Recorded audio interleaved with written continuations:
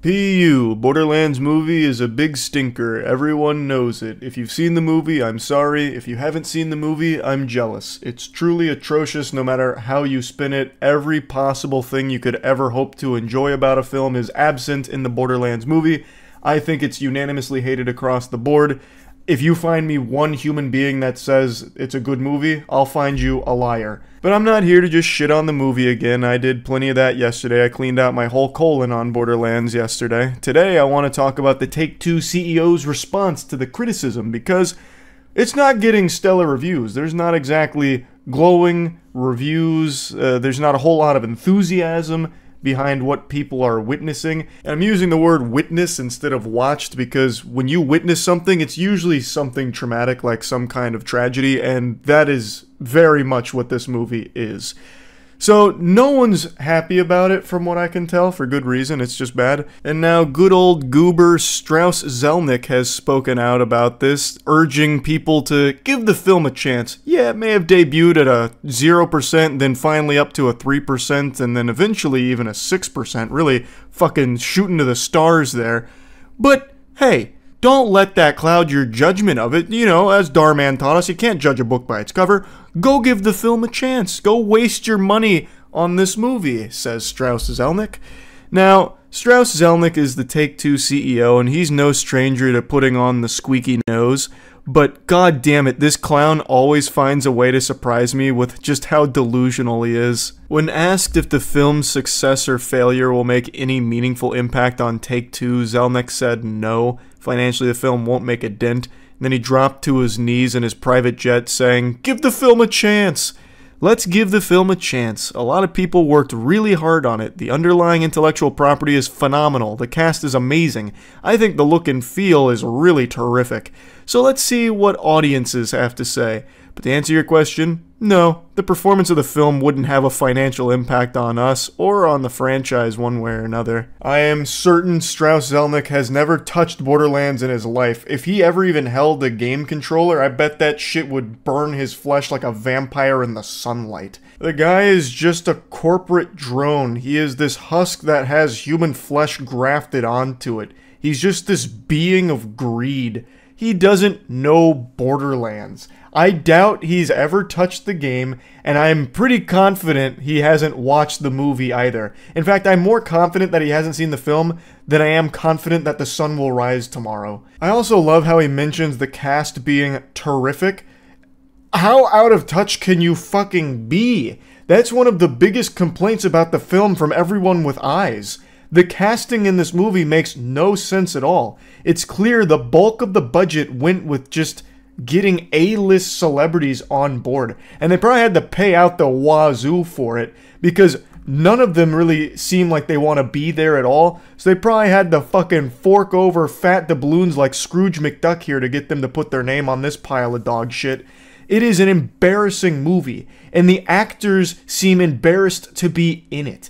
So they spent all of their money getting Kevin Hart, Jamie Lee Curtis, Cate Blanchett, Jack Black. Jack Black being the only one that tries at all in this film. Everyone else just like fucking sleepwalks through it. That is not something to highlight. It's very clear that the entire strategy for this film wasn't to make a good movie. It was to just try and sell tickets by having big names attached to it. It's the worst tactic ever. It's a certified how many times we have to teach you this lesson, old man moment. There are so many video game adaptations that have come before this that have proven infinite number of times now that this formula doesn't work. If you make an adaptation that doesn't pay respect to the source material and just doesn't even try, it doesn't work. It flops financially.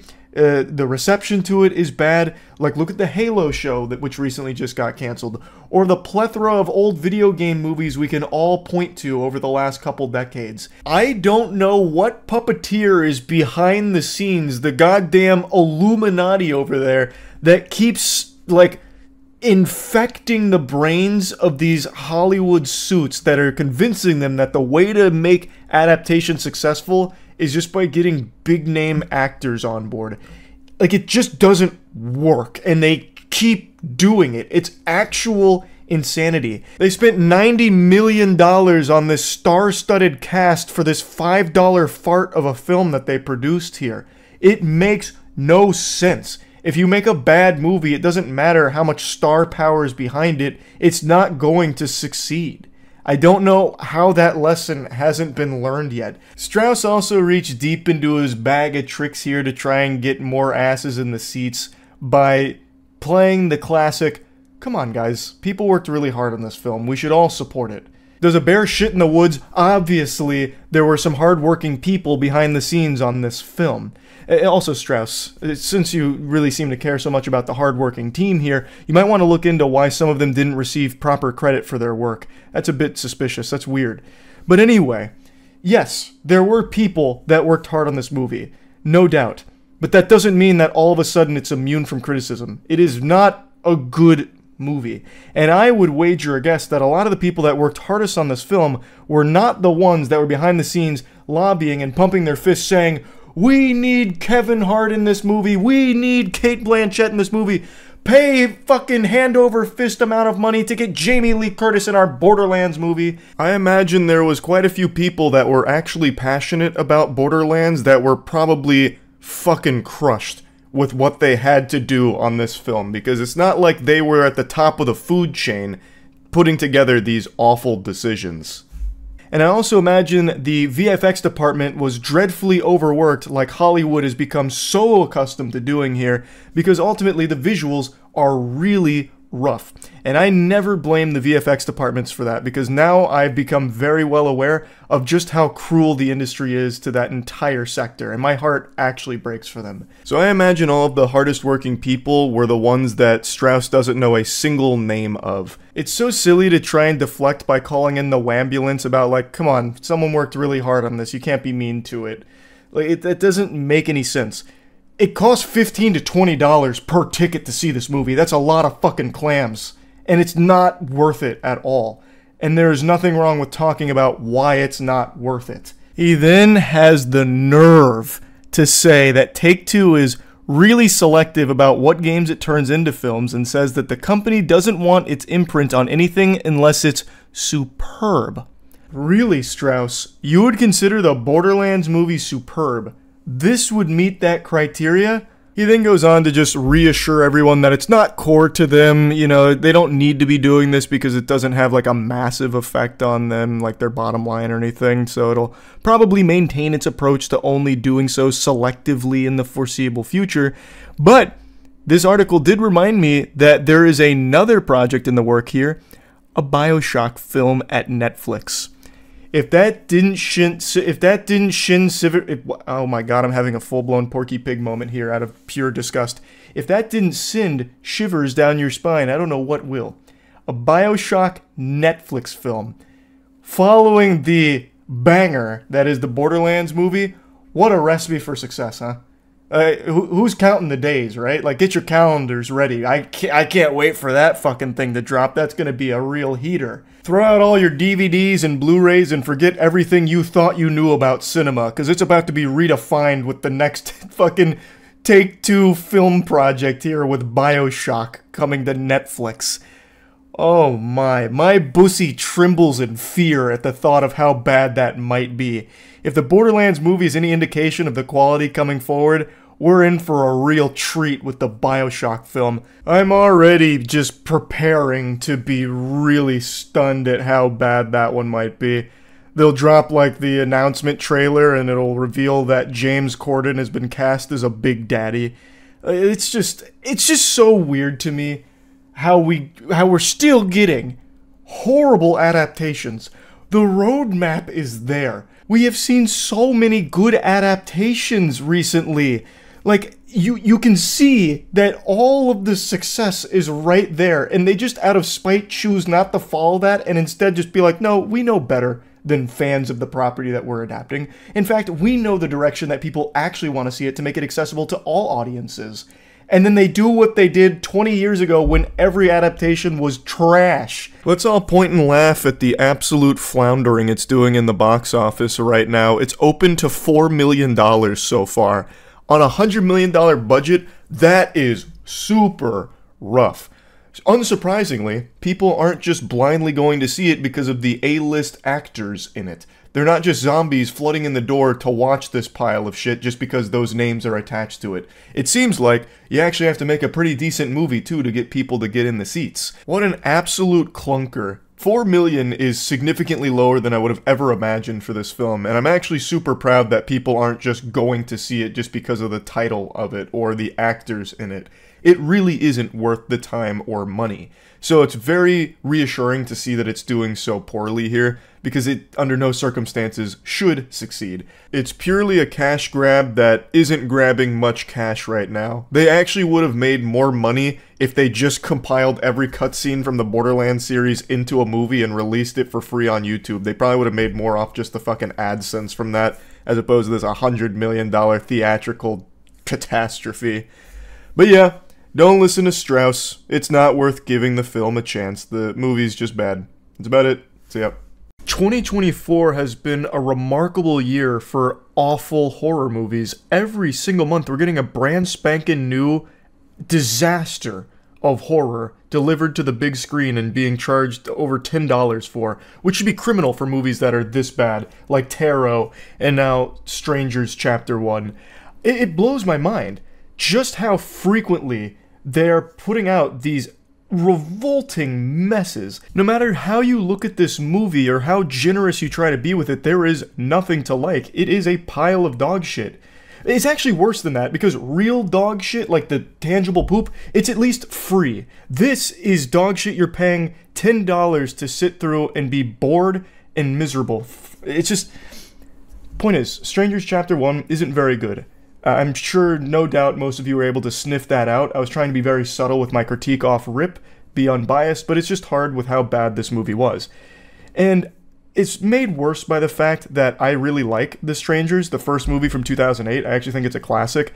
The second one I didn't like nearly as much. I actually forgot it existed until I went back and saw that they actually had one from 2018, and I was like, oh, that's interesting, I must have missed it. And then I watched the trailer and I was like, nope, I saw it. I remember this now. It, like, opened up a repressed memory. Anyway, though, Strangers Chapter 1 is far and away the worst in the franchise here, and one of the worst horror movies of the year. I don't think it's worse than Tarot, but Tarot was, like, genetically engineered to be the worst possible horror movie you could create. They had one of the writers for Moonfall direct that fucking thing. So, like, it's going to be really hard for any movie to be worse than Tarot this year, but this one certainly tried to give it a run for its money. Now, Strangers Chapter 1 has a really interesting story, not in the actual movie itself, because the story is complete trash, but they actually filmed an entire trilogy for Strangers, and I don't mean like 2008 and 2018, I mean Strangers Chapter 1 is the start of their new trilogy that they've already filmed. Apparently they filmed all 3 movies, and they're going to be releasing this entire trilogy over the course of the next year. That's very ambitious, especially when you have something as weak as this to start with. I don't know how they're going to justify the existence of Chapter 2 or the final chapter, but I'd be lying if I said I wasn't curious now, because how could it possibly get better? I know it can't get worse. This is definitely the worst I think it can possibly be for The Strangers, but what could they do to make it better? I don't know. The film ends with a to be continued, and nobody wants to continue this. But now I have this morbid curiosity with where this might go. Like, I have half a mind to expect this to start bringing in aliens and time travel or something. Like, I think it's going to get really off the rails, but let me just talk about what makes this movie so bad. And I'll actually start with this quote from the director. "Nothing is too ambitious for me. If it had been a straight remake or sequel, I would have definitely passed, because at this point in my life, I wouldn't touch a classic like the original The Strangers." Hey pal, you just blow in from Stupid Town? What are you talking about? Strangers Chapter 1 is literally a one-to-one remake of the 2008 Strangers movie, except the characters are stupider, they're more shallow, like these are the dullest characters I've ever seen in a horror film, and that is saying something extraordinary, because I thought Tarot had the worst characters, but the two characters, the main characters here, are so unlikable and have no depth to them at all. Somehow Tarot characters had better depth. Like, what do you mean? That you didn't want to just make it a straight remake and you would have passed if that's what the assignment was. You did do that! Everything that was present in 2008 Strangers is present here, but worse. It's as if AI was tasked with recreating the Strangers 2008, and it just ChatGPT threw this together to try and make it a close emulation, but lost all of the soul and what made that one so good.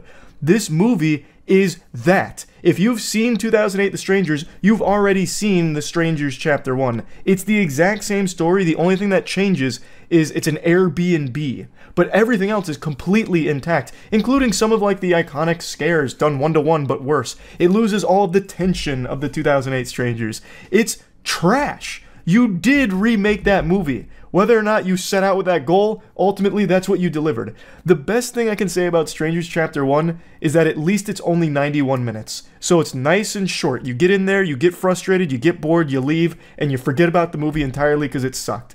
At least it's not long. So thank you for that, I guess. So the story revolves around a man and a woman. They've been dating for 5 years. The guy hasn't proposed to her, which is a plot point that really doesn't do anything. It never leads to anything except for like a single line here and there about that.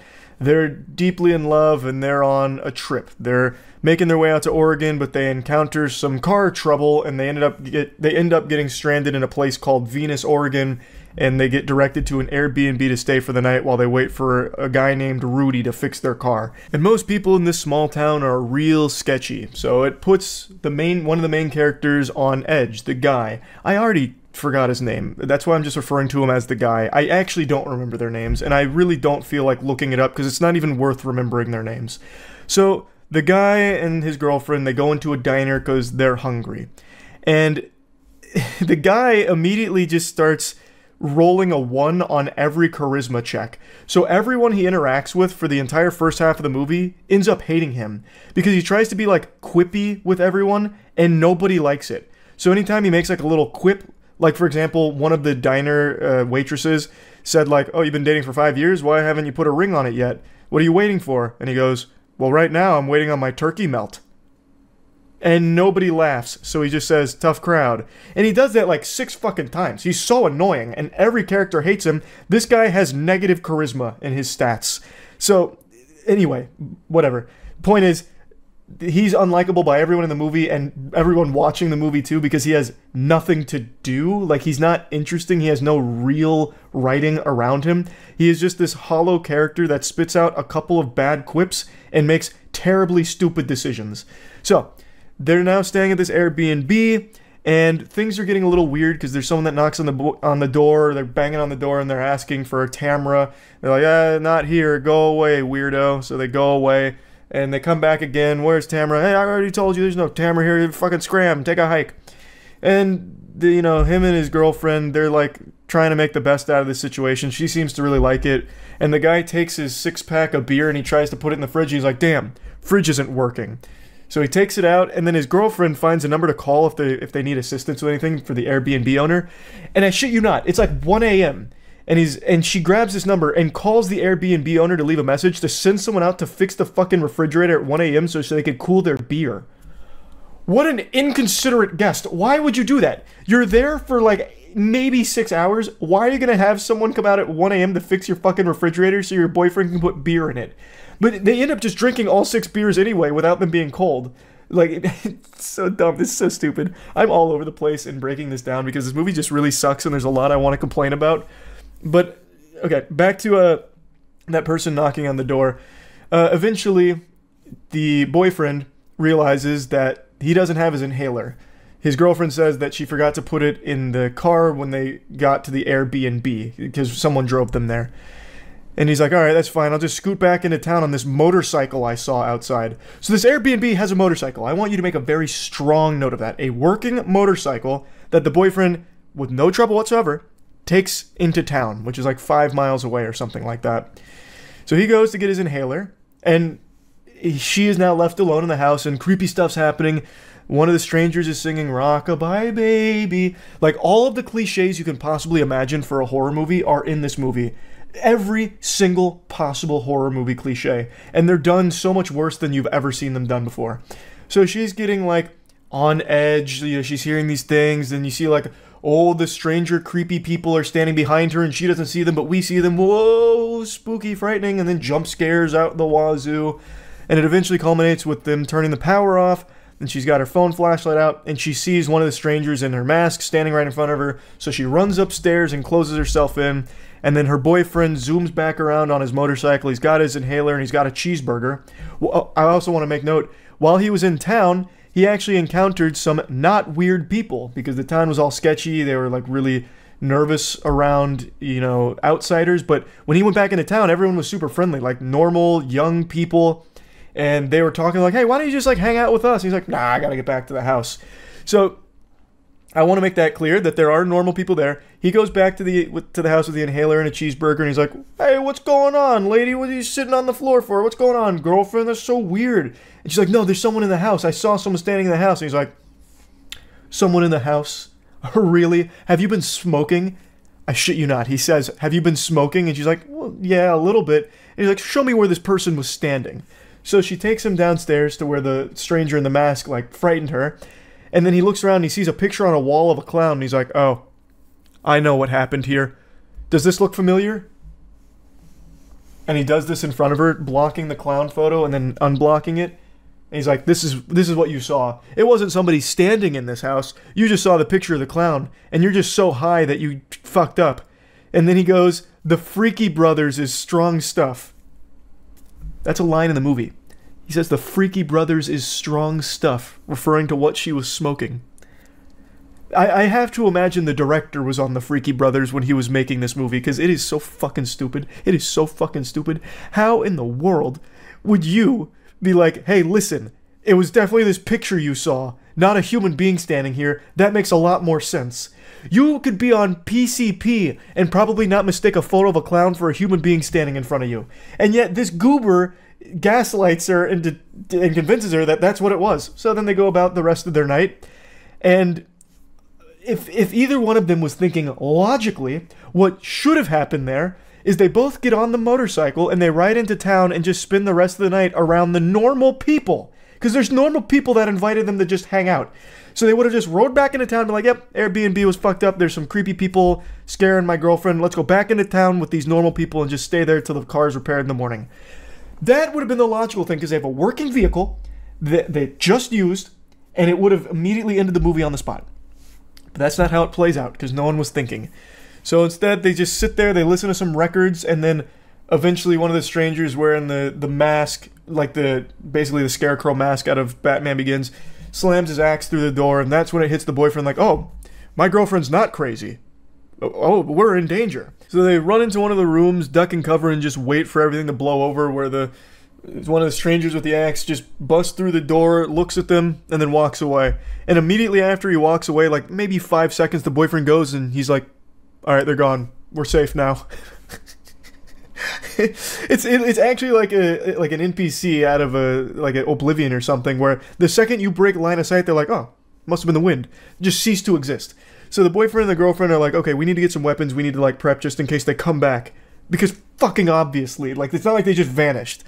So they start looking around for weapons to no avail. Eventually, the girlfriend like busts off one of the grates, and there's another thing I want to point out. The room they are ducking and covering in, there was a window right behind them. They could have just went through the fucking window and then just taken their chances in the forest. But they don't do that. Instead, I also skipped something. When they do get out of the room, they immediately go to the motorcycle. Way too fucking late for that, because now all the strangers are there, and the motorcycle blows up. So, motorcycle's gone, they run back into the house, they go into another room, and that's when the girlfriend takes like the air vent grate off the wall, and they both climb in there. Now they're under the house, crawling around, trying not to make noise, and the girlfriend hits her hand on a nail, and a nail goes through. A scene that we saw 1-to-1 and done significantly better in A Quiet Place. So now she got a nail in her hand and she can't scream, because obviously the strangers would hear them.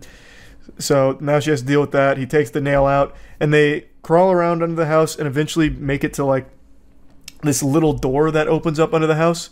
And they open it up, get outside, and immediately start talking at full volume.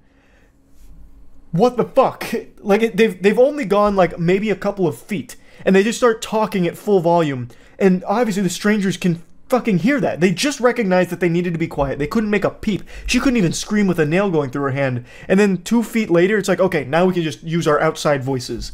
It's so dumb. They're so stupid. But what's even stupider is, now they're outside, they could just run through the forest, and their odds are pretty decent there since there's so much land. It'd be hard for just 3 people, 3 strangers, to locate these 2 individuals who are both in fine shape to be running. But instead of just doing that, what they decide to do is go to the shed next door. Which is something obviously the strangers are going to be checking for. The shed. Right? But whatever. Stupid decision. Number 20 already. They go into the shed looking for a weapon. I don't know why they thought there would be a weapon there, because obviously if the strangers are there, they probably would have gotten rid of the weapons, or at the very least been guarding them. So they go into the shed, they start waiting, and the guy goes upstairs and finds a fucking shotgun. So the strangers are stupid too, because they clearly know the property, and there is a stranger in the shed who keeps stalking them, watching them pick up the shotgun and everything, just lets them have the shotgun, and then the guy starts like blasting at some of the strangers, of course missing every shot because it's a horror movie so they can't have good aim. And now the boyfriend and the girlfriend start having a little more confidence, so they're wandering around, they're creeping around the house, and they hear someone banging on the front door. They're like, okay, we've got the jump on them. We've flanked them, and we've got a shotgun now. So the boyfriend says, stay here, I've got this. So he turns the corner, and just like out of Gears of War, he pops out of the corner and fucking blasts him. Literally, like, blind fires the guy. And he's like, I got him. And the girlfriend goes over and looks and is like, damn, that wasn't one of the strangers. You blasted Joe, the owner of the Airbnb. You remember earlier when they called about the fridge? Well, Joe got their message, scoots out here at fucking 4 a.m., starts banging on their door ready to fix a refrigerator, and gets hit with a shotgun in the face. Literally just blows his brains out. And then the guy's like, oh no. Oh, Joe, I'm so sorry, Joe. She's like, no, don't worry, you're trying to protect us, I get it. It's okay. And he's like, wait, his keys. He drove a car here. So they get into Joe's car over his lifeless, dead, fucking cold corpse and start trying to get out of there with the car. But one of the strangers happens to be in his truck, and he starts hitting their car with his truck, and then he pins that car against the tree and his truck, and he keeps hitting it. And then the guy's like, go, save yourself, girlfriend. Go, lady, please, save yourself. I've got this. I'll be okay. And then he remembers that he has a shotgun in the car because he took it with him. And then he gets the shotgun out, and he's ready to shoot the guy, but the stranger's gone. Because he fucking waited until he stopped moving, like he stopped hitting his car with his truck to get the shotgun out. Why wouldn't that be the first thing he would do the second he got hit by that truck? The shotgun is next to him. Literally, like, as close to me, as close as I am to my mouse is where the shotgun was. And he gets hit by this truck like 20 times. He just backs it up, like the scene in Austin Powers, backs it forward into his car. Lets this happen like 20 times, and he's like, all right, just get out of here, girlfriend. I'll, save yourself. I'll sacrifice myself for you. Grabs the shotgun, and then when he's finally ready, obviously the stranger's gone because it's been so many hits, and the stranger got bored. But if he had just done that, like maybe 10 seconds sooner, he could have just easily had the cleanest shot ever and killed that guy with the shotgun.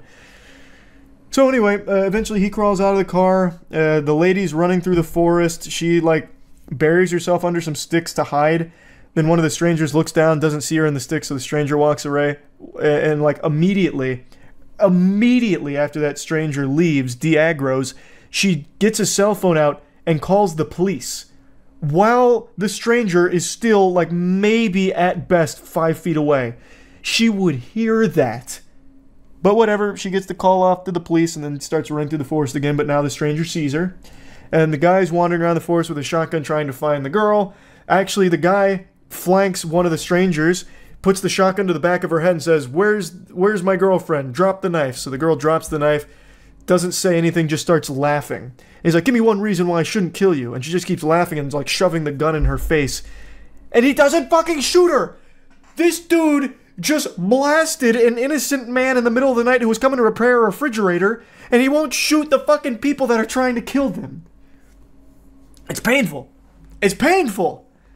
So, he doesn't shoot her, and instead he gets knocked out by the guy, the girl gets knocked out by another one of the strangers, and then the strangers end up just stabbing both of them in the house, and then the police show up, and the girl survives, and gives us a to be continued for Chapter 2. It's so bad! It's so shitty, it's so shitty. There's like so much more I'm sure I could vent about if I really like stopped to think about more of the scenes, but it's just not worth it. It's just bad. And to think that they filmed 2 more of these, that's crazy to me. So yeah, anyway, can't wait for Strangers Chapter 2. If I was to plug this into the moist meter, I'd probably give it like a 15% maybe. Like even that feels a little high for this film, but whatever. It's just not good. That's about it. See ya. It's really rare these days for a promotional piece or a promotional trailer to really get me excited or just blow me away in general, but today that phenomenon happened. I straight blew a load when I saw this promotional piece for Supergirl on CW. This whole thing just looks like a project put on by a 7th grade middle school's arts and crafts department. I'm gonna let the whole thing play first of all, and then we'll go back and analyze it scene by scene. And keep in mind, they are using this as the actual promotional piece to get you interested in the show. The ones you love turn their back on you. That's pain. But you'll see when you suffer the way you made me suffer. You can't touch me without hurting yourself. That's why he brought me. We came prepared. You can't intercept any of us now. Don't be so sure. Agent Blake?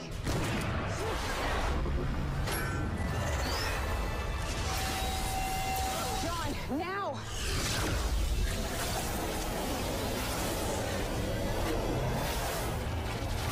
Dark.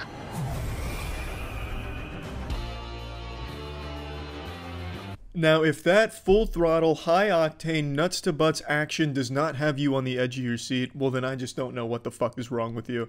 Now, I've never seen Supergirl. I know nothing about the character, I know nothing about the show. But you bet your sweet little asshole I'm about to learn, because this shit makes me want to dive in with both feet. The ones you love turn their back on you. That's pain. Now, I thought it'd be fun to go back to the trailer and analyze it scene by scene. So it starts with Dragon Ball Evolution's Piccolo saying some super emo shit. "Oh, you don't know the real meaning of pain. My family's turned their back on me, and now I listen to Pierce the Veil in the dark while writing in my diary. Ooh." But you'll see when you suffer the way you made me suffer. You can't touch me with... Yeah, this shit here just looks like a cutscene straight out of Mortal Kombat 4 on the Nintendo 64. It looks like a Halloween trick-or-treater standing in front of a green screen while a shitty YouTuber tried to very haphazardly edit them into a scene for a skit they were making in 2009. Also, I'm gonna critique the costuming here. It's not just shitty special effects. Literally everything in this scene is fucking awful. The villain just looks super fucking goofy. He looks like a school shooter from outer space. His fucking stupid cape looks like a shag carpet dipped in motor oil. It's just top to bottom a horrible villain design. And it really does just look like a stock 3D asset that they decided to copy and paste onto this show here. It just looks low quality. But you know what's not low quality? The streams I do at twitch.tv/moistcritical. Come check that shit out, baby. Without hurting yourself. That's why he brought me. There's more cuts in this than there is in most Liam Neeson movies. The shit's jarring and disorienting. But from the split second of subliminal images I could pick up on, I was able to deduce that Supergirl was disguising herself as a construction worker, and then she deactivated her cloaking device to deliver a justice fist directly to the left cheek of the evil Cyberman as he was yanked back via cord. Oftentimes when you see cord acrobatics and shit in movies, they try and hide that it's a cord, but here it's that like they kind of embrace it. There's no weight to the punch, but disregarding the punch and the lack of physics in the show, why did the construction worker disguise work in the first place? The supervillain is monologuing in front of one of the main characters in what seems to be an isolated area, but for some reason he lets a construction worker in the front row seat to hear his evil plans. Why? I mean, you know, ideally you would want no one to hear your evil plans unless you've been caught. So why is he just letting some rogue construction worker sit there and listen? Turns out it's Supergirl and she punches him, but still, his planning makes no sense. He would have killed that construction worker or very politely asked him to leave, but he did neither of those things. We came prepared. You can't intercept any of us now. Don't be so sure. Agent Blake?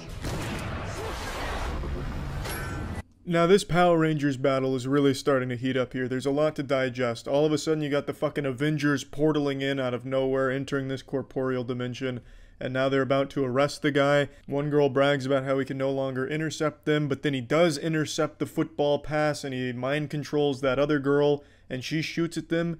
But now I have to wonder if this is all like clipped up out of context and mashed together in this phase montage for the show, or if this is the actual tempo and the actual speed the show goes at, because if so, what the fuck were the Galactic Police plan here? We're gonna try and arrest the man with mind control. Hopefully he won't try and mind control us. Fuck, he mind controlled Beth. Like, you know, they didn't come here with any protection. They didn't have Magneto's helmet on to prevent anything like this. They just came here raw and no rubber, and then one of them gets mind controlled. It's just, I'm a little confused. I imagine maybe in the show it'll make a little more sense, but as it stands right now for promoting this, it leaves a lot of questions. John, now!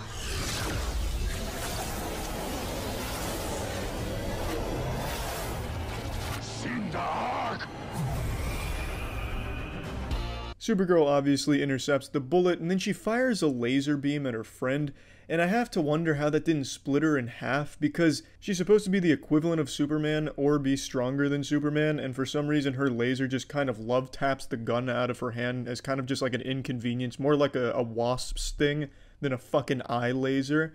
But she disarms her friend, and then all of a sudden the main guy we saw in the beginning fires like a Ghostbusters proton beam at our main villain, who then makes himself intangible, fucking Naruto Toby style, and then fades away by throwing some kind of portal device underneath him. I'm really not sure. But either way, this display of highly talented special effects departments coupled with incredible storytelling and acting, I imagine will lead to one of my favorite shows on CW. And trust me, CW's got some real good bangers when it comes to shit television. This may take the cake. I'm excited to start watching, and hats off to the Supergirl CW promotional team, because this worked like a fucking charm. That's it. See ya. Monkey Man is a movie that definitely piqued my curiosity from its very first trailer for a couple of reasons. One, the obvious, I'm a sucker for revenge movies, and this looked like a really good one with a lot of potential. Two, I'm a big fan of Dev Patel's work, and this is his directorial debut. And three, the name, Monkey Man. It's what my mom used to call me when I was misbehaving as a young boy. She'd either call me Monkey Man or Silly McGillicuddy. So the name had a smile on my face. And then also, this film has a pretty interesting story behind its production to a certain extent. So apparently this was just going to go straight to streaming services, and according to a couple headlines was dead in the water, which I think is very exaggeratory and doom and gloom for no reason other than a couple of fucking curiosity clicks. But until Jordan Peele came aboard, this wasn't even going to see a theatrical release. But Jordan Peele apparently liked the movie so much that he lobbied for it hard and actually got it a big deal and then got it as a theatrical release. And I just think that's pretty cool. I think that's a big old W. So I just got back from seeing the film and I've got a lot of thoughts on it. First of all, I know most people are going to this film expecting it to be a John Wick type movie. And to a certain extent, it kind of is. Like, it definitely has some John Wick DNA in there, and it's self-aware of that. There's even a line in the film that gets a little meta, pointing out a John Wick reference. But it's not quite like that. It's definitely a bit different and tries to stand on its own 2 feet with its own unique identity. And for the most part, it hits more than it misses. The action is extraordinary, it's gory, it's over the top, it's exciting. Dev Patel does a great fucking job as the lead role in here. It's a fun story too that I thought was pretty creative. And overall, I really do think it's a great movie, but it's held back by its biggest miss. A huge flub here. A fumble. Monkey Man unfortunately commits the unforgivable sin of shaky cam. And shaky cam doesn't even adequately describe just how shaky the camera is when it comes to its action sequences in this film. It's brutal. It's disorienting. It's what I imagine getting a concussion must feel like when you're first coming to and getting reacclimated to the world around you. It's like all the camera operators were on crack while also having a sugar rush boofing Coca-Cola and chugging down Jolly Ranchers. The camera's just like always doing this. It's like in an invisible washing machine, like perpetually caught in a fucking tornado or something. It just takes all of the impact out of the action sequences. It completely interrupts the flow of the action, derails that train, and makes it really hard for you to even process what you're looking at because the camera is just all over the place. The choreography on all of the action is extremely well done. It's just a shame that the camera didn't just get a chance to sit there and show us. Instead, it felt like the camera ops are the ones that were getting beat up, because the camera's fucking jiggling everywhere all the time. It's just an outrageous amount of shaky cam to it that really does take away so much from otherwise amazing action sequences. This is something I don't usually do when watching a movie, but I actually wrote down notes on this, or at least a big note on this, because the camera work was really infuriating because they did such a great job with all of these action set pieces. The choreography is stellar. They really had a passion for delivering really great action moments, but then they filmed it really poorly. Like, it is framed badly. So I wrote down, Monkey Man has way too many close-ups and cutaways. It makes it hard to see what's going on, coupled with the shaky camera that makes it feel like you're playing a video game with maxed motion blur. And that's exactly what it does feel like, because not only is it the shaky cam, but this film has so many close-ups. It's like you're looking at it through a goddamn microscope in anatomy and physiology class. Like, I looked at a couple other reviews to make sure I wasn't just on the stupid juice, make sure I'm not a fucking crazy person that escaped Arkham Asylum here. And some of the other reviews are saying the same thing, that it actually feels claustrophobic because of how many close-ups there are. And they're 100% right. It makes it so you can't even tell the environment they're in and the size of it, like the scale is completely lost because everything is a close-up and everything keeps cutting away so rapidly during these action sequences and then going right into another close-up while shaking. It's really hard to process what exactly is happening most of the time. The first half of the film is definitely the worst when it comes to that part. The second half, I don't know what happened, but they filmed like the last 30 minutes of action in a pretty different way, like almost entirely different. It's like they had a whole different camera crew come in to shoot those sequences, and they are far, far better. The last 30 minutes I think are spectacular. They finally get camera operators that can sit still. They actually have some wide shots where you can actually digest the action that's going on here. He's fighting through hordes of enemies, doing some really cool fucking Mortal Kombat level fatalities on them. They even have a really good soundtrack to accompany it that I feel was heavily inspired by Doom. You got those fat chugs, some big chugs. You even have like some screaming to the music, which is cool too. They have like some growls in there, and it's really fucking awesome just watching him annihilate all of these dudes in hand-to-hand combat. It's flashy, it's over the top, improvised weapons. He's stabbing them with forks, stabbing them with little tiny knives, fucking poking their eyes out, using a tray to cut someone's thumb off, just like an actual dinner tray, somehow cuts someone's thumb off because he swings it so hard. All accompanied with this great music. Oh, it was fire. And no shaky cam for those parts, just like a tracking cam if they're following him around the room. So much better. The way they did the action at the end is so much better than the way they did it for the first half. I don't know what changed. Maybe someone around there was like, hey guys, let's maybe mix it up for this. And I'm so glad they did because I really appreciated that. And I still appreciated the movie. I still think it's a really good movie overall. But man, I have just gotta point out the camera work for the action sequences being a huge letdown. I really thought we were through this age of shaky cam. That was prevalent for a while. Everyone hated it. So for the last couple of years, we hadn't really seen a ton of shaky cam action movies. And then this one really brings it back in a big way, unfortunately. But even in spite of that, it still is really good. And the main reason is because this movie is not just action. Like I said, it's more than just a revenge film. It's very much an emotional movie that does get a lot deeper than that. Like, it's not just start to finish, full throttle, non-stop action where he's just going through fucking horde mode here with enemies, waves coming after him that he beats the shit out of. That happens a lot, but there is a lot of story that's woven throughout the film as well.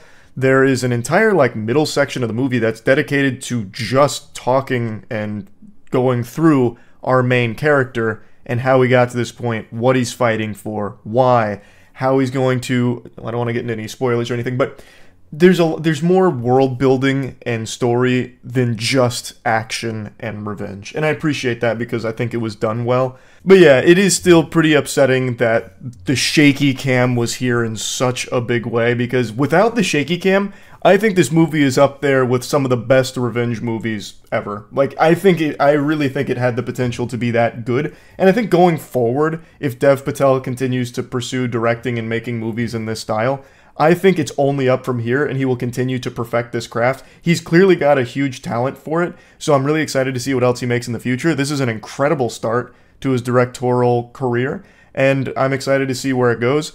So if I was to plug Monkey Man in the Moist Meter, I'd give it like a comfortable 80%. I did enjoy it overall. Like, I'm not even going to say I was disappointed or anything, because I did have a lot of fun watching it. I think it's great. But man, just get rid of the shaky cam ASAP. Like, scrap the shaky cam forever. Like, I don't know how that even came about. Shaky cam has the worst reputation in all of cinema. So let's keep it that way. Just retire shaky cam forever, and we'll all be happier for it. So yeah, that's about it. Good movie. See ya. Rejoice, it's finally here. Rebel Moon Part 2. The movie no one's been waiting for. A sequel to the movie nobody liked. And man, if you can believe it, somehow Part 2 is even worse than Part 1. Somehow, every single complaint people had about the first Rebel Moon is present in the second, and even worse. Now, granted, there hasn't been a long gap between Part 1 and Part 2, so it's not like he went back and started fixing things in this movie, I imagine, after reception to the first one. It was probably already locked and loaded. But man, it is crazy how for 2 movies, no one sat Zack Snyder down and said, "Brother, this stinks." Like, he's got a couple of good ideas, he's got a couple of good shots and, like, a decent vision on, like, how things could be cool on screen. But, oh my god, it is a fucking disaster of storytelling. And not only that, it's a disaster on, like, the most basic levels of movie making. First of all, the characters in this movie are more flat than this note I'm about to hit. He's had 2 films to work with these characters, and in the first one there was no depth to them whatsoever. There was less depth to the characters in the first Rebel Moon than a goddamn kiddie pool. And somehow in the second one, they're even more, like, shallow. How do you do that? How do you do that? You've had 2 movies to work with these characters, and I feel like I still know nothing about them. I am more familiar with the strangers in my Rainbow Six Siege solo queuing lobby when they talk to me in text chat than I am with the characters across 4.5 hours of watching Rebel Moon. I learn more about those strangers in solo queue than I have from the characters in these movies. I don't even remember any of their names. I only know the main characters' names, like Archelaus, or like the villain Atticus, or the robot James, which is a... I'll get to the James in a moment, but it's so weird. Zack Snyder fundamentally fails with 2 movies to do what most directors can accomplish in a single episode of a TV show, and that's make you care about some characters. And it's not for lack of trying. I actually made a note of this because I found it so laughably pathetic. He is just unable to write good characters or write a compelling story around them. He tried to give them some depth. I have to set the stage narratively. So this movie is all about, oh, super surprise, the big bad guy from Rebel Moon 1 isn't dead. We knew that. He's coming back. They have 5 days now to prepare the village and, you know, get the grain protected and have this big war that's going to unfold on this planet. So the movie is mainly just prepping for that. It's really fucking boring. It is a snooze fest. But there is a scene, like, right before they arrive to the war where one of the characters sits everyone down at the table and basically just says, "Look, we don't really know each other. Why don't we go around the room and tell each other a little bit about ourselves?" Like an actual icebreaker in middle school. So they go through their fucking generic sob stories, one by one. And I shit you not, every single one of these is about 10 to 12 minutes in length and entirely slow motion. All slow motion. This movie has at least 5 times as much slow motion as Rebel Moon Part 1, which had an criminal amount of slow motion. Zack Snyder needs to go to, like, a psychiatrist to figure out why he is obsessed with slow-mo. In the most unnecessary scenes ever. In Rebel Moon Part 1, there's an infamous scene that I pointed out where there's I think it's like a whole 2-minute sequence of a slow-mo jog from one of the characters. Like, slowed down to, like, 0.25 speed of him just jogging for so long. And in here, that's like half of the scenes. So in this moment, they're going around the room telling their generic sob stories, which suck. They are so poorly written. Side quests in the first Mass Effect with throwaway characters gave you more reasons to care than these do. So they're going around the room, they're telling their stories, each one's 10 to 12 minutes of all slow-mo, and it's supposed to be about confessing, so we get to learn about the real them. And it falls right on its fucking face. It became a joke. Like an actual joke. This was his attempt at trying to give the characters any level of depth. This is him fleshing them out. He can't do it. He can't write it. It's bad. So, since he was unsuccessful in giving these characters any real depth, no one cares about them. No one's going to know their name. I certainly didn't. So anytime the characters do something, which is rare because most of the characters do nothing here except for the main characters, but anytime they do, you kind of just roll your eyes like, oh, who is this and what are they doing? Why? And then if something happens to those characters, it doesn't matter because you don't know them. You haven't seen them do anything, so who gives a fuck? It takes all of the emotional weight off of every single scene that they're in. And I think somewhere along the way, he recognized that because at a certain point, characters just start telling you how you're supposed to feel about characters. So there's a scene where one of the villagers is giving the main cast, like the heroes, a certain item, and then explaining why she's giving them that item. And it's like, oh, for your bravery, your no-quit attitude. There's not a mean bone in your body. You always wear the nicest smile, and you got real stars in your eyes, champ. We love it here. And it's like, what the fuck do you mean? We've never even seen that from this character. What are you talking about? You also never seen this from the character. They haven't done anything. They haven't done shit. And you're talking about how they're like super strong, super nice, like an incredible warrior. You haven't fucking seen it. Nobody has. Like, they just start telling you what the character is supposed to be, but you never see it. They don't show you it. So it sucks. Like, what Zack Snyder needs is a talented writing team around him. Because like I said, he has some cool visions, and there are some good shots. But since everything around it is dog shit, the whole thing just becomes a toilet bowl of poop. Like, it just doesn't work. So all of the shots are just kind of moot. If he had a team of writers around him that kind of wrangled in his visions and like actually fleshed them out, I think he could have something here with Rebel Moon.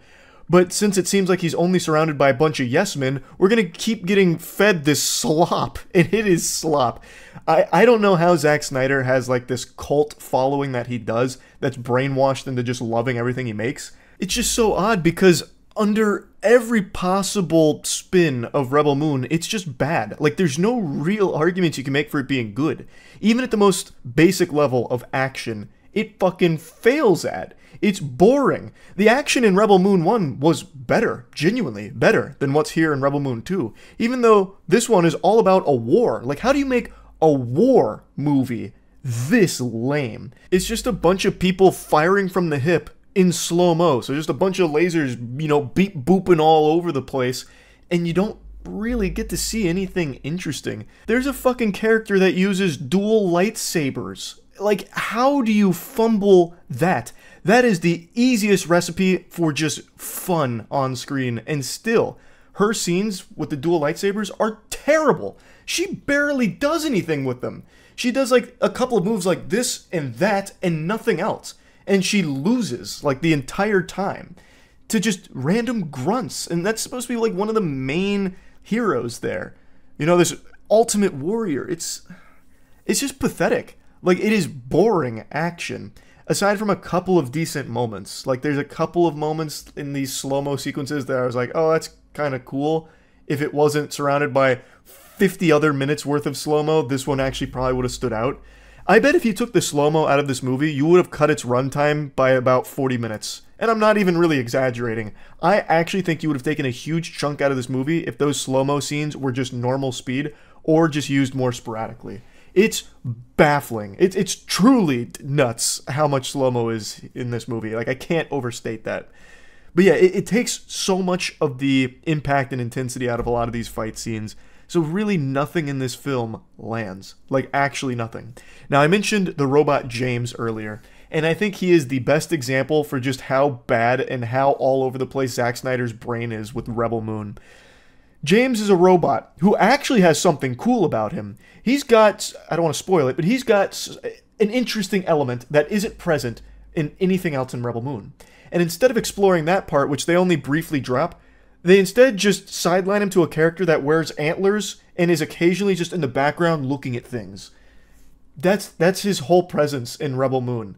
All he does is like look at shit from the sidelines and he's like, And then he eventually talks to our main character for like maybe a minute or two, and he reveals that really interesting piece of lore about him, and it's never addressed again. And instead, he pops up one more time in the middle of their climactic battle where he just, like a fucking turret, goes in a circle shooting people, and then he like punches a guy and then blows up a tank, and then he's gone again until the end of the movie, and then he's wearing his antlers again. He's like, I think I might want to help. Clearly, he's trying to get James into the fold for the third movie, because apparently Zack Snyder wants to make 6 of these bitches. God only knows why. I have no idea why. They are terrible and looks like only getting worse.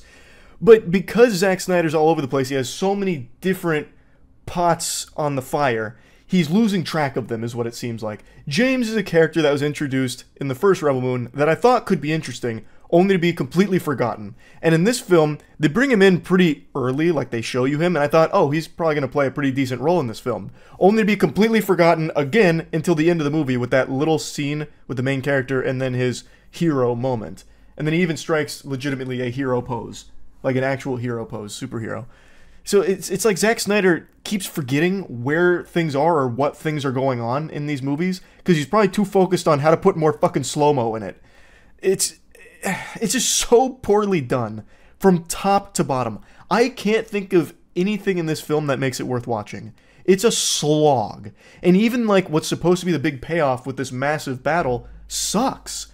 It's boring. Anyway, I'm not going to keep ranting about Rebel Moon Part 2 here, but I do also want to mention something, the name Scargiver. So Rebel Moon Part 2 is called Scargiver, and do you want to know why? Because fuck you, that's why. He has these pretentious sounding names, and in the movie, the best I can gather, since it's not fully explored why they call her Scargiver, the best I can piece together is the main bad guy Atticus at one point says that he's going to show his face and bear the scar that she gave him. So I'm guessing it's him giving her the title of Scargiver, because in their final fight, which basically killed him and then he was brought back to life, he now has a scar from it. Genius. I could be wrong, but that's what I pieced together with the name. Everything about Rebel Moon is so fucking cringe, it's crazy. If I was to put it onto the moist meter, I'd probably give this puppy a comfortable 15%, I'd say. That's really about it. So yeah. I finally watched Zack Snyder's new movie, Rebel Moon, Part 1, A Child of Fire. But I promise you the only fire this movie offers is the one that's going to be ignited in your soul with rage over how awful it is and how angry it makes you for wasting over 130 minutes of your life. Do you remember all that hoopla a couple weeks ago where big fans of Zack Snyder were screaming and shouting from the rooftops about how unfair it is that Rebel Moon Part 1 has a low Rotten Tomatoes scores from critics? Then the claim started floating around that Rebel Moon was the victim of review bombing, so all the reviews that were being posted weren't genuine or reliable whatsoever, so you couldn't take the Rotten Tomatoes score as an indicator of it being bad, because it's actually extremely good, and that the critics' reviews here are just baloney. Well, that's a bunch of cope right there. That is the biggest lie ever told since me trying to pretend I was 6 feet tall on Tinder. This movie shouldn't even have a 24% on Rotten Tomatoes. That seems high. That is generous. How it has a 65% audience score is an affront to God himself, because this is not a good movie no matter how you spin it. It is extraordinarily derivative of just Star Wars itself, to the point where it almost feels like it was supposed to be satirical of Star Wars, but if it was created by someone going through a really edgy phase in their life. I hate to draw the immediate and obvious connection to Star Wars, but it's very clear that had a huge influence here, because there are so many plot elements that are directly shared with Star Wars, as well as just blatantly having a lightsaber ripoff. It's so shameless. There is a character in this movie that uses lightsabers. Come on. It's right in your face. Zack Snyder is pounding his meat into your mouth, letting you know that this is Star Wars fanfic done really poorly. Now, as I understand it, this was something Zack Snyder tried to pitch for quite a while, and was constantly turned down until recently, where he was given the means to make it. And man, it should have stayed in the drafts. This should not have made it to the screen whatsoever. So let's dive in. Let's start with its disjointed plot and nonsensical subplots that it tries to introduce here. Now, I'm going to give you a brief synopsis, and it's going to sound really familiar to some property you've seen in the past. So if there's any copyright attorneys in here, you might start sweating when hearing this. There's an evil intergalactic empire that wants to control the whole galaxy, and they're bad news, Buster. You don't want them paying you a visit, because shit will pop off.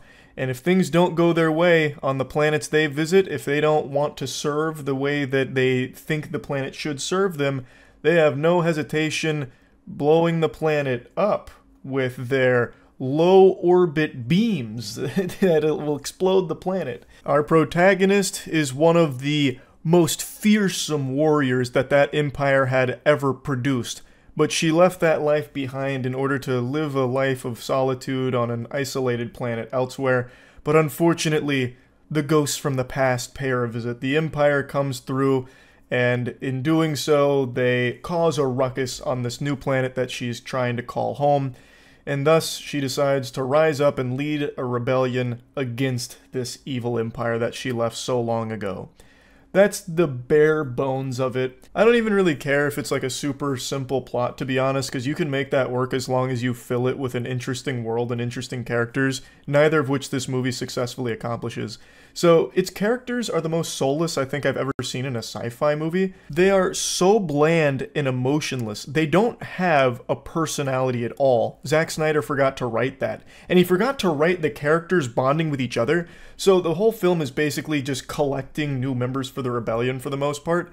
And when they do so, they join very easily. It doesn't take much convincing at all. It's not really feeling earned when they join. And when they're there, you don't ever see them interact with each other. They're all basically just fucking strangers to one another. I don't know how you can make a movie like this and forget the most important part, which is showcasing character bonding and building relationships. It doesn't even attempt to do that in any way. But anyway, these characters really don't have any kind of defining personality traits whatsoever. In fact, they all kind of share the exact same traits. They're all stoic, they're all brooding, and they're all mad all the time. Like, and I don't even mean like outwardly mad, like screaming or anything. They don't even get that emotional. They're just always like angry, like wearing a big frown on their face because it's all so grim and dark in this universe. The only one of their crew that even somewhat has a personality is Kai. And he basically just becomes their chauffeur. He drives them around to collect new members for the rebellion. And that's kind of his whole role, and he sometimes makes some wise cracks. Thus, you can make an argument that there is at least a semblance of a personality to him, whereas everybody else has nothing. It's so weird how you could make a cast of characters this uninteresting. And what's wild is, you don't even get to see them use their expertise. For example, one of the people that join the rebellion is supposed to be this hotshot general. And the only reason you even know that this guy's a big deal is because when they're reflecting, the Empire's reflecting on this mounting rebellion, one of the big bad guys says, and then they have General Tiberius, I think is what it was. I'm already forgetting the names because, again, the characters are just not interesting. But he's like, General Tiberius is with them? You mean the genius general? One of our finest generals ever? And it's like, oh, okay, so he's a big deal. But he never uses that expertise at all when he joins the crew. He doesn't do anything. He doesn't do anything at all. Really, none of the characters do for the most part. So there's like a prince that joins, has no role to play in this group whatsoever, and him being a prince has no role to play in this whatsoever. The general doesn't use any of his expertise. Like, it just, they have all these like subplots and all these like tiddlywinks of lore that never go anywhere, and they kind of just serve as like bench players behind our main character as well as the main farmer that joins them. And the main farmer, like, he is probably the most personality-less out of all of them. So much bad shit happens to him, and some of it is like actually directly his fault, and he just sits there just super stone cold stone face, and sometimes he'll do this. And that's it. Like, he doesn't, there's no depth to any of these characters. They don't flesh them out. They don't do anything with them. It's basically just like having action figures in your movie. And then occasionally Zack Snyder decides he wants to play with them, so he'll make some of the lamest action sequences you'll ever fucking see. He has this obsession with slow motion for this movie. I swear to God, at least 45 minutes of this film's runtime is dedicated to slow-mo shots. And they're so lame. It's like the most boring things you could ever use slow-mo for. One of them, I shit you not, is a character jogging. And he's jogging. And he's jogging. And he's jogging. And he's jogging. And then he finally jumps onto the back of a bird that threw him off. Like, it's just so, like, why slow-mo that? Slow-mo the jump. Don't slow-mo the entire jog up there. It is agonizing. Oh my God, it was miserable. I felt like I was in some kind of fucking time vortex. Like, just, it was actually, I actually felt like Zack Snyder wanted to personally offend me and waste my time with how much slow-mo he puts in here. You have to really fuck up to make slow motion boring. And somehow he pulls it off. Slow-mo has always been cool. It will always be cool when it comes to action moments. But he uses it for the worst action. Like, another good example. There is a slow-mo action sequence where our main character is running and sometimes firing. And that's it. Like, there's sometimes some, like, lasers going by her, but she doesn't do anything else. It's, again, just slow-mo of her running through these lasers with the occasional shot being fired, which you don't even see hitting anyone, and then eventually she slides under something. Why slow-mo that? That would be a lot more intense if you had that going at normal speed. She's dodging all of these lasers, it's really high stakes, it's really intense. This thing's collapsing and now she needs to slide to beat it. And she slides and just barely narrowly gets through there. That'd be much better than this 3-minute sequence of her running towards that thing with like a few lasers zipping by her and occasionally her pulling the trigger. It's just, why slow-mo some of these things? I don't get it. I really don't. It feels like when you back were in school for a summer book report and you needed to reach the word limit, so you just start typing a bunch of mumbo-jumbled gobbledygook. That's what I feel like he used slow-mo here for, just to pad the runtime a bit longer, because I have no other explanation for it. But anyway, we'll move on from the lackluster action. I don't think it's all bad. There are some cool moments here, visually and in the action. And you know what the cool action moments have in common? They're not fucking slow motion. Like, their non-slow motion action was so much better than the sequences that they tried to slow down. So they really, they should have worked more on that a bit. But there are a few cool moments. Some of the planets they visit are visually interesting. Like, I can really see Zack Snyder had this wild imagination that he wanted to bring to life, but didn't really know how. So it's kind of just this disjointed mess of visiting a bunch of places in Zack Snyder's brain with no real reason for them to be there narratively that feels rewarding or earned. So, like, there's this Spider Woman who eventually fights the lightsaber wielder, which I think is a really cool concept and a really cool idea. And in fact, the scene between them is pretty good, but the actual writing of it is terrible. The spider creature has a couple of minutes to try and make her like a sympathetic character, and then the lightsaber wielder, who does join the rebellion, has a couple of minutes to try and flesh her out in some way, and then they fight. And then that's it. We never really see the lightsaber character talk to anybody else ever again, so we get nothing else from the lightsaber character ever. The spider creature's dead. I guess spoilers, but it's not an important character anyway. It's just a throwaway, just to showcase some lightsaber action. And it's like, okay, you had this cool visual idea here with the spider creature fighting the lightsaber wielder. You needed something more to tie it together, because at the end of the day, like, this was kind of flashy and kind of nice, but there's no real substance there. We don't really get anything out of it for the rest of the film, and it's never addressed ever again in the film, so what the fuck did we really do this for? And there's a couple other moments like that where I'm like, damn, this is kind of a cool place they're visiting, this is a cool atmosphere. We spend 4 minutes there, never to come back, never to address any of it again, and the character that we got in the rebellion from it never says another word to anybody in the crew.